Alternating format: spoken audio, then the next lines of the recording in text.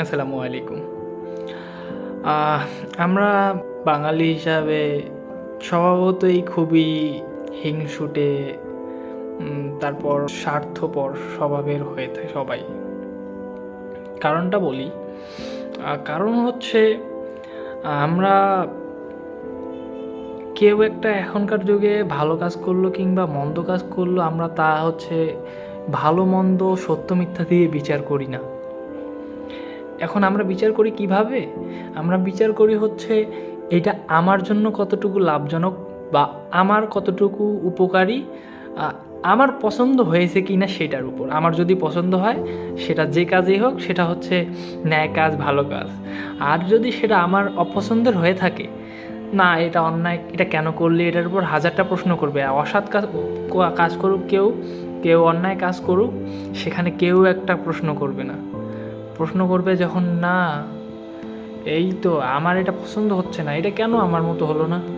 বাবা, সেটা তো সে ভালো কাজ করতেছে, যদি সে ভালো কাজ করে সেটা তোমার মনের মতো হোক বা না হোক, সেখানে সবাই পিঞ্চ করে। এখনকার এরকমই হয়ে গেছে সবাই। ছোট একটা গল্প বলি। গল্প হচ্ছে, একবার এক লোক একটা আগুনের আর কি, চারিদিক দিয়ে আগুন লাগছে, মাঝখানে একটা সাপ ছিল, সাপ। তো সেখান থেকে সাপটা বেরোতে পারছিল না। তো লোকটা হাত দিয়ে তোলার চেষ্টা করলো। তোলার চেষ্টা করার পর সাপটা সেখান থেকে পড়ে গেল আবারও, সে পারতেছিল না। দেন সে কী করলো, একটা স্টিলের পাত নিল বা হচ্ছে লাঠি নিল, নিয়ে সে সেই সাপটাকে সেখান থেকে ওই লাঠি দিয়ে তুললো। তুলে সে তারপরেও সাপটা তাকে বারবার সবল দেওয়ার চেষ্টা করতেছিল। এখন সাপটাকে সে তোলার পর আলাদা এক জায়গায় রেখে ছেড়ে দেয়। এই পুরো ঘটনাটা অন্য একজন লোক দেখে। পরে জিজ্ঞেস করে যে, আপনাকে তো এই সাপটা এখনই সবল মারত, তো আপনি প্রথমবার পড়ে গেল সবল দেওয়ার সময়, পরে আপনি আবার কেন এই সাপটাকে হচ্ছে উদ্ধার করলেন? তখন লোকটা জবাব দিল, দেখেন, সাপটার নেচার বা সে স্বভাবতই সে ঠোকর দিবে, আর আমার অভ্যাস হচ্ছে তার জীবন বাঁচানো বা উপকার করা। এখন মানুষ কে কী করলো, কার স্বভাব কীরকম, সেটা দেখে আমরা নিজের স্বভাবটা চেঞ্জ করতে পারবো না।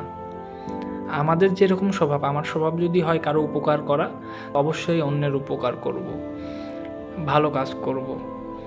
হ্যাঁ, ন্যায় কাজে পরামর্শ দেব, অন্যায় কাজে নিষেধ করব, যতটুকু সম্ভব ঠিক ততটুকু করব।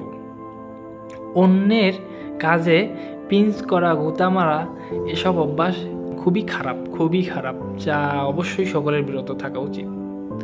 পারলে অন্য কাজে উৎসাহ দিব, না পারলে কমেন্ট করা ভদ্র মানুষের কাজ না।